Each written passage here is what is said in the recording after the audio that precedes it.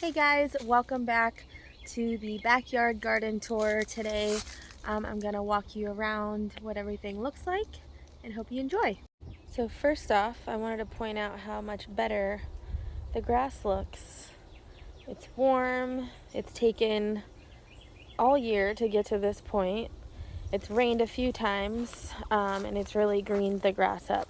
It just needs to keep raining so I don't have to keep watering. A couple spots of the grass still are iffy. This spot was completely bare.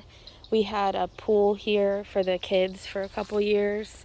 And between that and that over there where the dog would just go to the bathroom right off the porch, there was no grass in either of these spots. So this I overseeded with a grass mixture, but this is buckwheat, and there's some clovers in there, and I'll just keep putting organic matter and then reseeding it till it semi-matches that.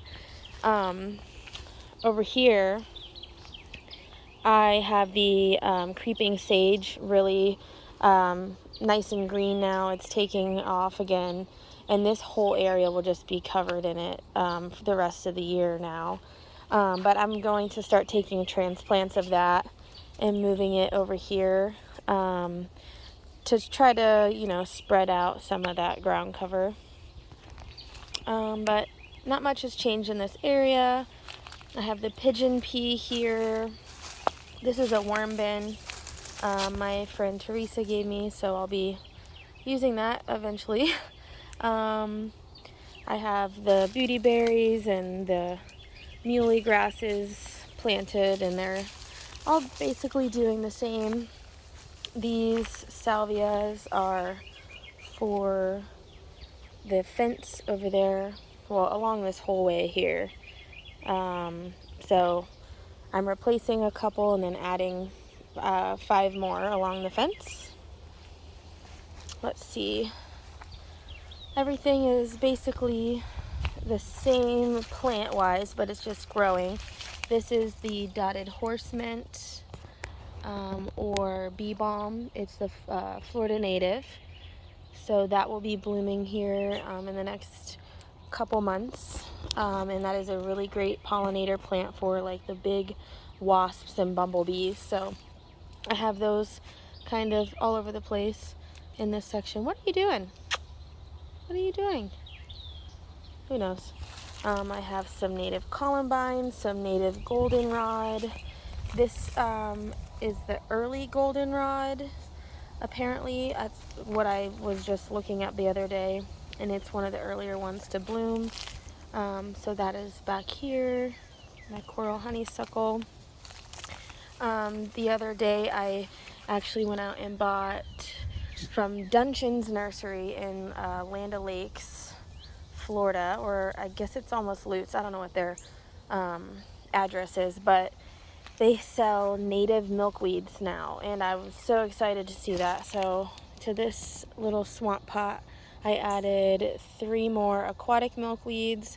That one in bloom back there is one I already had. The yarrow's gaining some size. I have the, let's see, what else did I take out of here? Oh, I took all of the blanket flower out of here. But I have the holy basil blooming and growing in here. The coreopsis, or the tick seed, is about done. I have a joe pie weed growing up back there, the more milkweed. I have the salvia blooming, and then more of the salvia is to fill in those couple gaps there. Let's see. This is my Stokes aster. This is a Florida native. It is just finishing blooming. I can't wait to take the seeds and scatter them about. That vine there is my velvet bean vine. Love that plant. I have more native bee balm. I have starry rosinweed, milkweed. Here's a new addition. This is a dwarf mulberry plant, so this is an addition to the foodscape. There's a rose back there that is, I don't think it's getting enough sun there. I'm gonna move it. My dog is after something. What are you doing, Benelli? Come here. Come here. Sorry. Anyway, so this border didn't turn out exactly as I was thinking. It turns out the compost that I had bought was not as broken down as I wanted it to be. So a lot of the things I planted here were small and suffering a little bit. It has grown some things, but just not, not as much as I had hoped. So things like there's holy basil, there's salvia, and these are the things I want to reseed and come back. So, I mean, that's fine. I have 5 of these sunflowers. These are like a cut and come again type. They're really pretty. In here I have some zinnias just starting to bud up. Basil. This is Thai basil. So medicinal culinary herb. I'm adding some more milkweed. I added this little bunny statue. Thought it was cute. I did a ground plane cover of crimson clover, but I think it's either too hot or, like I said, the compost is just not broken down. It's finally breaking down more because I kept this area really well watered. There's the sunflower with the zinnias and the Thai basil. More milkweed. This is one of the gourds. Ooh, there's a bee. A bottleneck gourd or birdhouse gourd that I grew along the fence. It's only produced one little gourd, but that's okay. And so that's what's here. I added some muley grass, and then the sunflowers. I need to come through and deadhead them. And then the same thing over here. There's some borage, muley grass, zinnias, and some more holy basil. My plan long term, it's really pretty looking back that way. I'm really happy with the way it looks. But my plan long term after this year, because those sunflowers will be annuals, the salvias are not going to look good all the time. So I'm going to be adding more grasses along this border. So I think that will really create some nice texture that will be different, and these muley grasses especially will get quite large and pretty, especially in the fall. As you see, this railroad vine is huge. Like I said, I think this was 3 plants, and it's turned into this massive display of railroad vine, which I'm not mad at. All the flowers are kind of closed up, but they have these pretty pink purplish flowers. They're all going to start blooming the rest of this month, probably into next month. I'll have sporadic blooms throughout the year, but the seeds, I'll collect them and I actually sell them on my Etsy shop. So that's pretty fun. I showed this in the front porch, but I just wanted to show, oh, there's a wasp. Look how tall this hyacinth bean plant has gotten. It should start putting off blooms soon. And then this ginger, everything's changes so much that you almost need like 2 different tours a week to see how much things change. But so yeah, there's ginger growing along the edge here. So cool. And this penstemon or bearded tongue is blooming again, so that's cool. And then this is another hyacinth bean and more Seminole pumpkin. That is my rice there. And then I have some more over there. doing really well. But you see what this is, the creeping sage, what it does in the grass. It just blends right in. So I'm hoping it does that over in the other section. Oop. Sorry. So let's see, I'll walk over here. I just wanted to put on record that I mowed out here for the first time this year, and that the lawn people for the neighborhood didn't do it. It was me. This beautyberry is just massive, and it's so pretty. I love the way these look. I could have this whole border of beautyberry, and I might add a couple more because they're just so pretty. Nothing much has changed here. The shampoo ginger is coming up. I'm hoping to have more than one cone of shampoo ginger if it would just start raining consistently. It's crazy. This area is relatively the same. I have the oak leaf hydrangeas, the muley grass. This salvia is just going crazy. Like I said, this is going to be my native pocket secret garden area eventually. Slowly but surely. Here's my pup. Let's see. These are pigeon peas. So I wouldn't doubt that they start blooming soon, along with that lemongrass right there. I think that looks like a pretty little combination.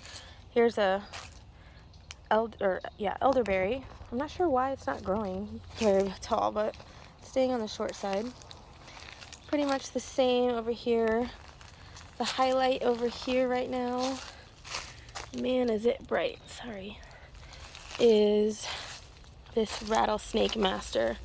So it's just now getting out of this bud form and like opening up, and at some parts of the day this will be completely covered in pollinators.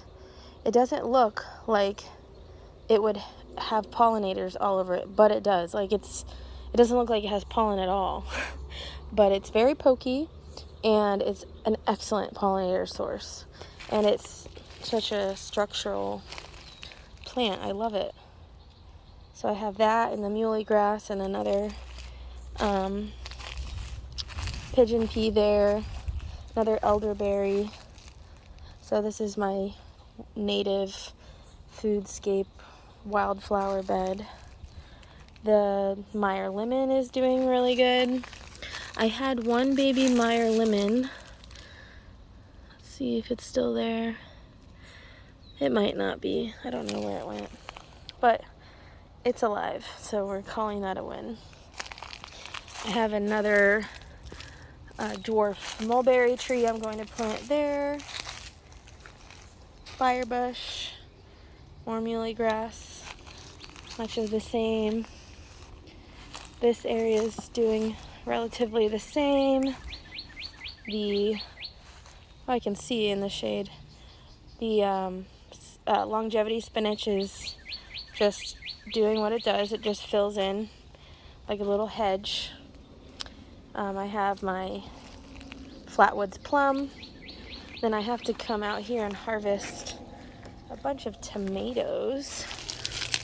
These are Everglade tomatoes, and it produces hundreds of these tiny little tomatoes, but they are super sweet and delicious, and this is the most disease resistant tomato plant you'll ever find. It grows like a weed here in Florida. I'm eating them now, sorry. And you get these tiny little snackers, so you can't beat that. These are still not doing anything. They're so tiny. I don't know what to do. Oh, and my compost bin. That's one tomato plant. The whole thing. And that's what it does. For some reason, there's a little bit larger tomatoes on this one. So I'm thinking it might be crossed with something else that I threw in here. I'm not sure. But I'm not mad at it. Free tomatoes. I don't have to fertilize or anything. And then this salvia is what those littler ones will turn into. I think it's like Mystic Spire salvia, and it's right next to my the Simpson stopper. So this just makes a little screen. When you look out my daughter's room, that's what I mainly have these planted here for. It's really pretty to look at for her. So I like to do that for her. There's a look at my backyard from this direction. Like I said, everything's nice and green. It just needs to keep raining. I think my dog is going in the pool, which is weird because she hates water. So I figured while I was doing this one, I would just go ahead and film the front yard garden tour, since we can just get it all done while I'm available. So let me take you back out front. While I am out front, let me turn the camera around and I'll show you what's going on. So we took off here from our our porch garden tour. So real quick, I'll bring you around this bed here so you can get another look of how it's shaping up. I'm really enjoying it. Like I said, this is a really hands-off bed as well. I have mostly natives swinging around that corner. The Beauty Berries native.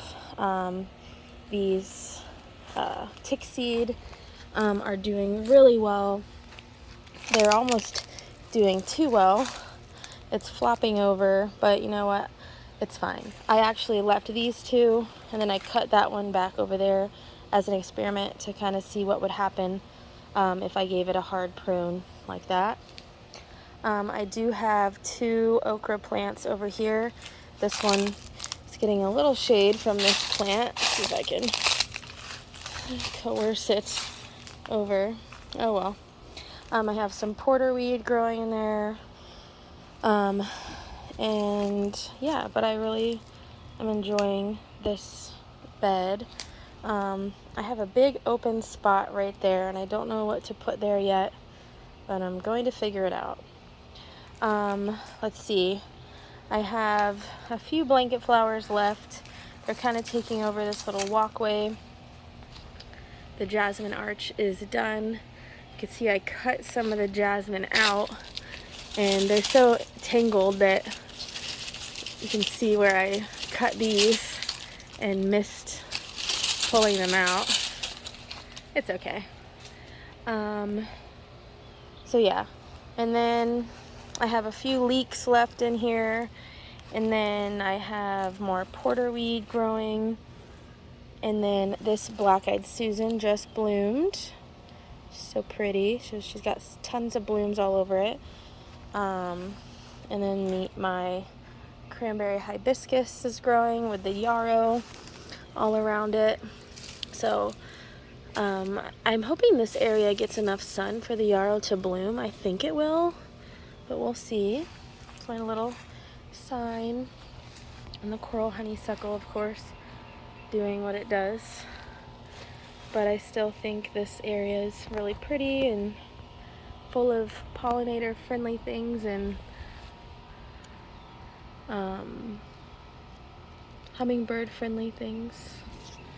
So, ooh, something was just crawling on me. So panning over here, it's just the lawn. Like I said, I have a few blanket flowers. Like this is a cool one. I don't know what happened to this plant, but it's got like the individual tiny flowers on the outside. Every once in a while they'll look like that. But I've left a couple here and there just to be cute. So this area is my little wave bed, I guess you'd call it. It's really starting to come alive with all these sunflowers And the zinnias are all starting to bloom. So that's the senorita one over there. These are, I don't remember, but it's got tons of blooms all over it. The zinnias are getting quite large. The sunflowers are all starting to bloom. Some have already finished blooming. Let's see. Oh, and I have some peanuts along the edges. You see how it has this peg. This had a flower on it, and then it turned into a peg, and that peg will go down into the ground, and that's what will form a peanut. And then there's, of course, weeds, but who doesn't have weeds? The grass always tries to come into the bed. I'm always edging it. Oh, I just got dirt in my eye.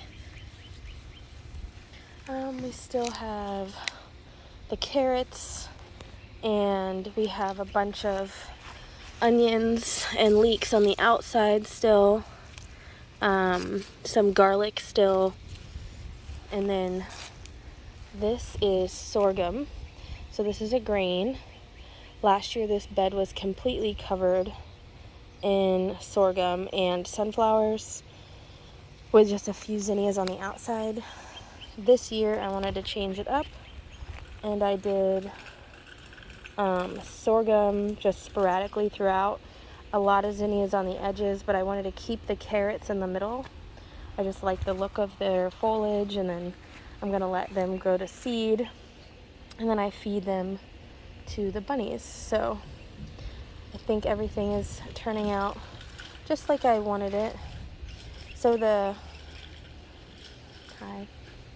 onions and garlic help deter animals from coming into here. So that's actually working. I have some okra plants growing. These are on the smaller side, but I'll give them a dose of fertilizer. Hopefully it'll perk them up. Let's see what else is in here. But these carrots, some of them are massive. Like, look at that. That's a big carrot. But I'm gonna leave it. What else? But yeah, so these zinnias are all super pretty. And I love the way it looks. I can't get over it. This sunflower fell over, but it's still blooming. Let's see.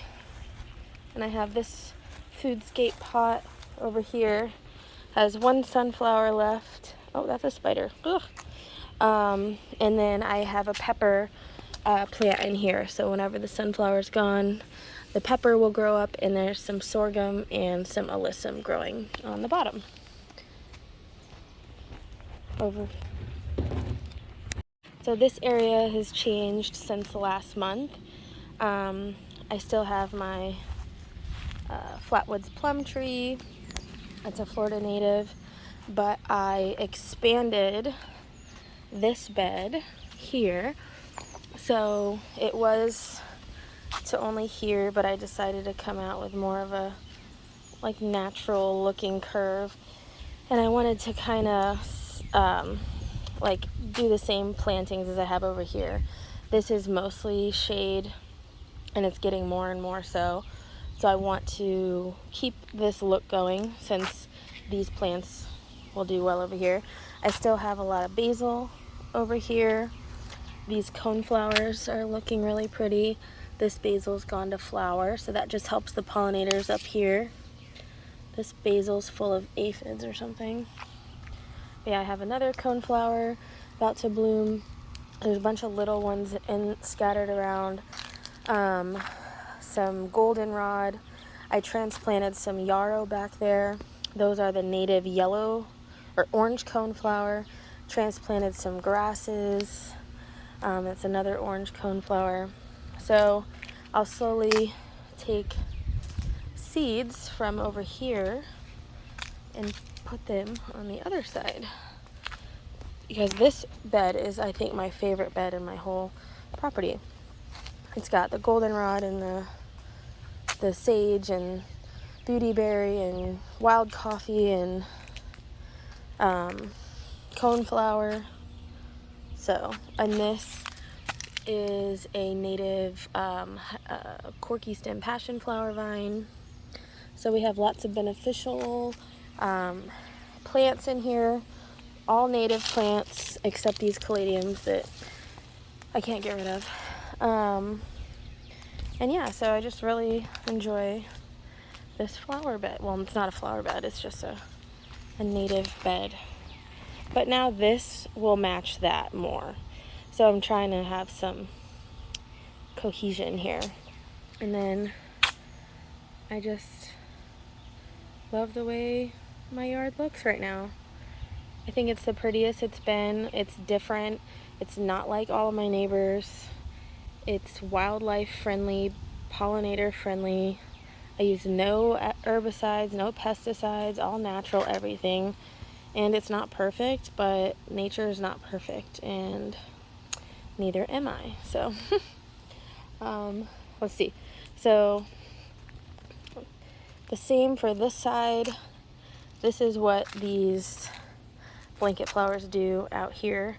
They take over the side of the sidewalk, which I'm okay with to an extent. I will cut it back in a week or two just to make sure it doesn't impede people from walking too much. But you see I have coneflower finally blooming. This one is super pretty. Wow, it's huge. And coneflower smells really good. I never knew that it did, but it's sweet. And I still have the really pretty chocolate flowers or Florida green eyes. So this area is doing well.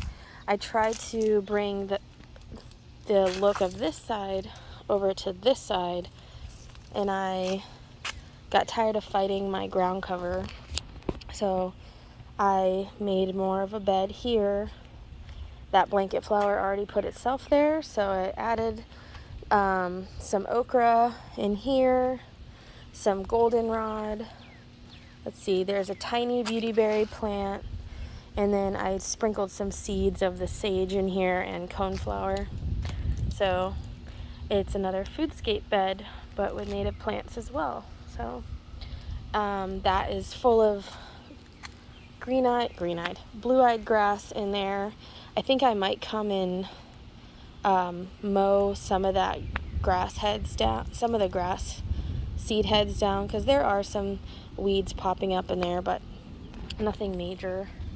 And I'm going to, I don't know what I want to do yet. I need some kind of ground cover, so we'll see. If you think of a native ground cover that does better than clover is not native, I'm just saying, if you think of another one, let me know. The blue-eyed grass is going to spread. That would look like a grass if I could get the entire thing. That would be so awesome, but I doubt it. But there's lots of clover and pony's foot and blue-eyed grass, and there's some frog fruit. I think I might just do frog fruit. But the thing is when you propagate them yourself, they're so small half the time, and I think that's what was the problem. I might just have to buy plants. This is like the one tree I haven't done much with. I have the one beautyberry here, which I'm gonna leave. I want to pull out these purple fountain grass because I don't really like them anymore. And then there's a beautyberry on that side.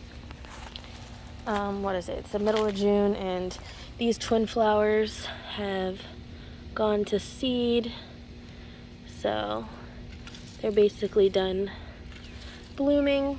Those will be spreading every year. The St. John's wort is just about done blooming as well. Look at this big hunk of grass in here. Jeez.